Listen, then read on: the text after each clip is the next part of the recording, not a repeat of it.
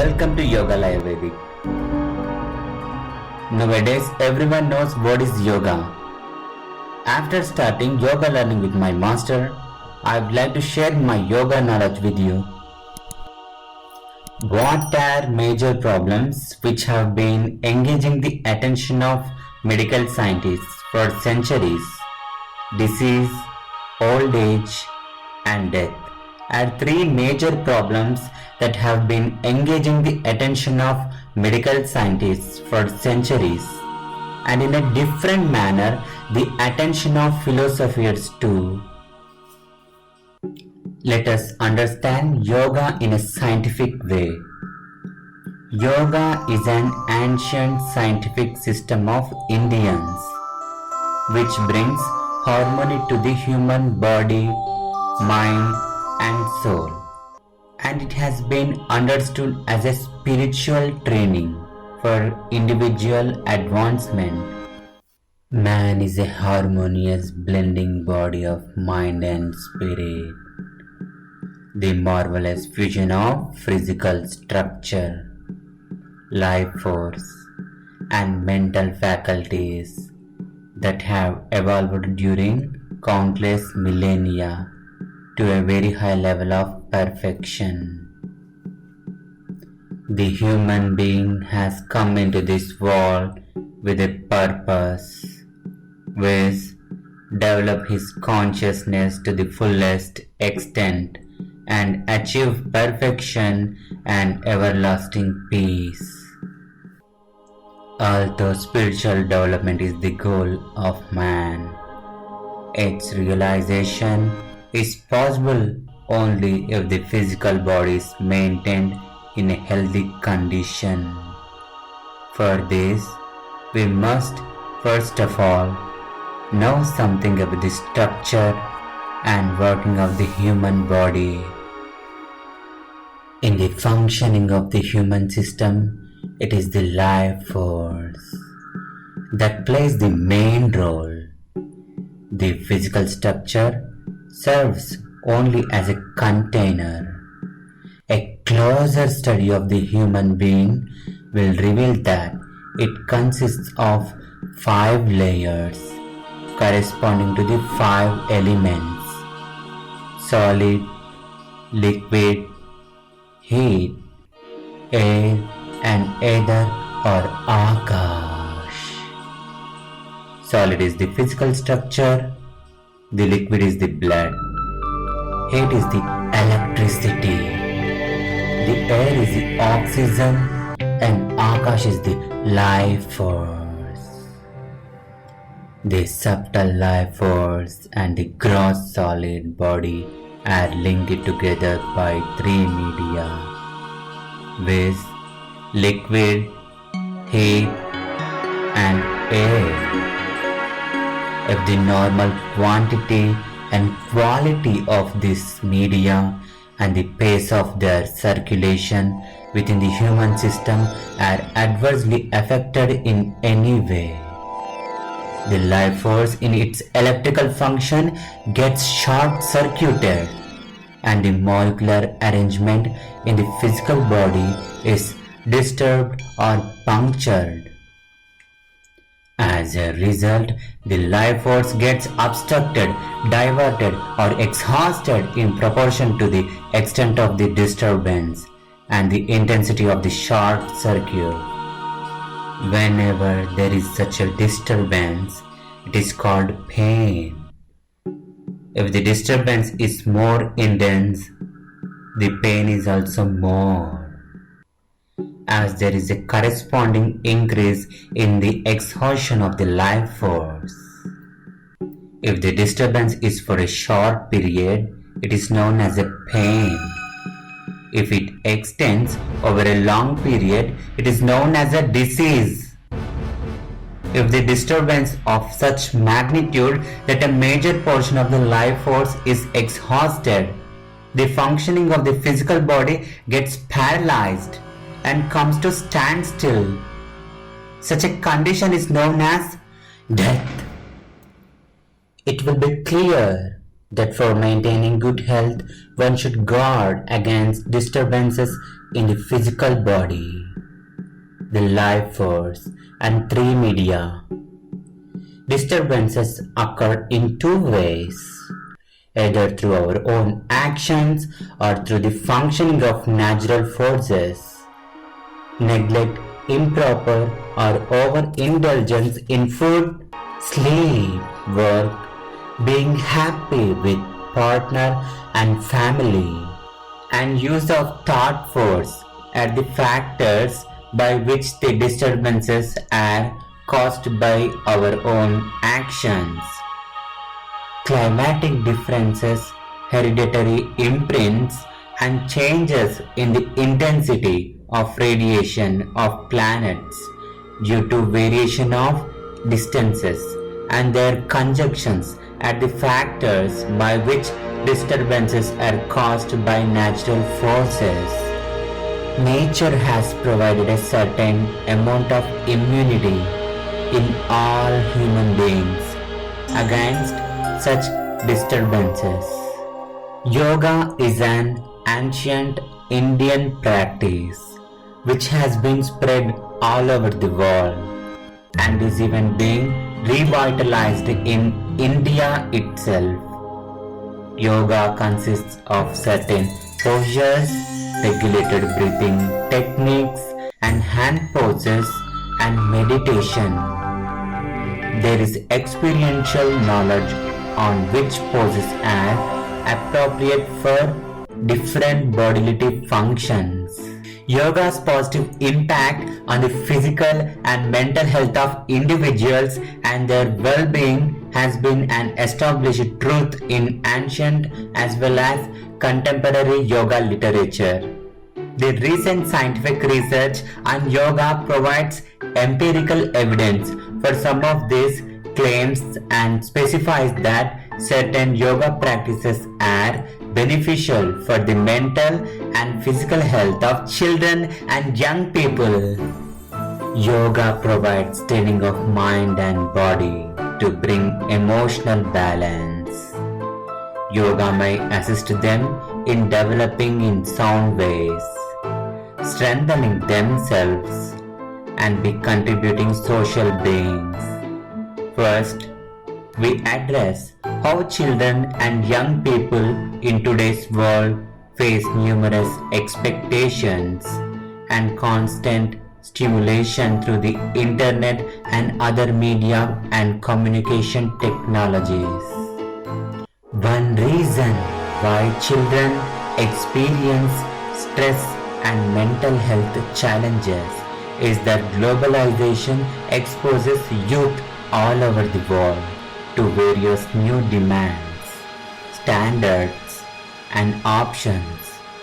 There is also increased pressure to succeed in school, partly due to increased competition, but also diverse range of options available for young people in contemporary times than in the past. Our argument also partially rests on the fact that modern society offers plenty of distractions and unwelcome attractions, especially linked to new media technologies. The dominant presence of multimedia devices and the time spent on them by children are clear indicators of the shift in lifestyles and priorities of our new generation. While these media technologies are valuable resources in children's and young people's lives for communication, learning, and entertainment, they also result in constant competition for youngsters' attention. The main concept in our session is that yoga may help children and young people cope with stress and thus contribute positively to balance in life, well-being, and mental health. Yoga is a potential tool for the youth. A recent thesis suggests that yoga is a tool to listen to your heart. Everyone has to know that children and young people need such aid to listen inward to their bodies, feelings, and ideas. We believe that children and adolescents need to develop based on their unique personalities and to interpret and achieve the balance between their own strengths and societal expectations. Let us discuss about media generation in the world. We understand the media generation as the youth who live in a hypermedia environment.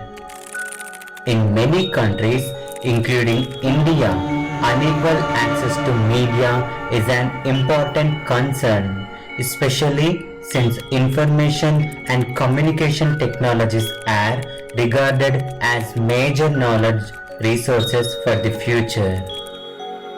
Children and young people's media use needs contextualization if this practice is to be understood properly. First of all, children's everyday lives, which include their home situation, school, and leisure activities, provide a context. Cultures and norms are also contexts to consider when understanding the role of new media, information, and communication technologies in children's lives. Media use is related to young people's social context, such as family, community, and friends or peer groups. The media landscape, including traditional media, is also the context for how new information and communication technologies are appropriated. Children's use and reception will mediate the potential impact of media exposure. The consequences of media use can be expensive and may affect how children spend their time, socialize, and even view the world. Thus, young people's media use can be a factor in how they experience themselves and their lives. Young people today are expected to be and are often constantly online. Advertising, communications, as well as education present a brand new social networking image to make media accessible to children. Effect of yoga practice in school. The beauty of yoga is that its benefits are available to students of every school age group. We have observed children who are doing yoga regularly. Day by day they are improving growth in their life. Yoga has been found to have physiological benefits for children through rehabilitation process. The mental benefits of yoga relate to calming the heart rate, which signals the brain to activate the parasympathetic nervous system. Similarly, yoga can guide relaxation because it reduces sympathetic activity. The sympathetic nervous system is often engaged when children, similarly to adults, are exposed to sensory overload. However, when the parasympathetic nervous system is activated, it increases our ability to focus and learn. Yoga is also said to reduce anxiety in young people as well as in seniors. Thus, yoga may assist healthy development and lifelong learning. What children need in modern life? Today's children require a creative, interactive syllabus and participatory method in the teaching learning process. This approach is applicable for learning yoga too. Thus, if we can communicate with the children and young people effectively, they can adopt yoga as a powerful tool for themselves to minimize stress, as well as develop resilience to deal with it. We believe in the need to focus on research to understand the ways children and young people can enjoy learning yoga, sustain it in practice and use it in daily life. They may use yoga in any kind of emotional and social stress situation. From a social perspective, we anticipate that yoga can also transform people to be socially sensitive. Hence, it may increase the likelihood of children and young people engaging in civic activities and shaping a better society. We may bring this conceptual value framework of individuals and society into a continuum of restoring social democratic systems for yoga and the mental health of children and young people. What do we need to do to overcome? It is not possible to avoid the consequences of the functioning of the natural forces. Hence, the only course of action open to us is to raise our immunity level so that our body will be able to withstand not only our own erroneous actions but also the unpredictable onslaught of natural forces. Over the centuries, man has discovered that through suitable physical exercises, he can develop and increase his immunity level so that he may guard against ill health. In case he falls a victim to disease due to unavoidable causes, he can recover his health quickly by assisting nature to cure the illness speedily and successfully. What time is right to perform yoga? You might well be wondering about the optimal time of day for yoga practice. The good thing is that there is never a bad time to practice yoga. What's more important is that you practice yoga regularly, as both morning and evening practices offer a lot of benefits. Whether you do it right after you wake up or in the evening, the time of your yoga practice is entirely up to you. Just to keep in mind that you don't want to stimulate your body before retiring to bed. Instead, you can meditate and write down the golden diary. So a certain understanding of which asanas to choose at what time of the day is essential. Choosing the time of day to practice can depend on many different factors. The yoga practice sessions can be planned in line with your personal schedule and your body's rhythms. Who can perform yogic practices? A careful study of literature in yoga indicates that yoga can be practiced by anyone, whether he has a kshipta, muddha, vikshipta, ekagrata or niruddha. In English, wandering mind, forgetful mind, oscillating mind, one-pointed mind and restrained mind. How to perform yoga? To perform yoga, we just need a proper guidance. Sitting in any comfortable position and start with prayer. After meditation. Now continue with warm-up related asanas where the body able to balance. Concentration on breath plays a prominent role in yoga. Absorb body, mind and movement. After completion, we need to perform pranayamas and close with meditation again after prayer. Live healthy life with experts. Let us discuss some common needs that lead to being happy. First, withstanding the aging process. Second, maintaining health and youthfulness.